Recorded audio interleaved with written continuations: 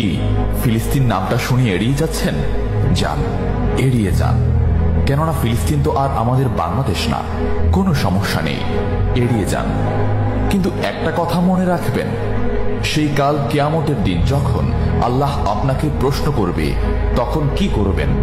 কি করবেন যখন জিজ্ঞাসিত হবেন যে কেন আপনি মজলুম ফিলিস্তিনদের পাশে থাকেননি? জানি উত্তর দিতে পারবেন না, কারণ আপনার নিজেরই জানা নেই এর উত্তর কি হবে। এখন হয়তো বলতে পারেন যে আমি কি করে ফিলিস্তিনে গিয়ে মজলুমদের পাশে থাকব, কি করে এত দূর গিয়ে সাহায্য করব?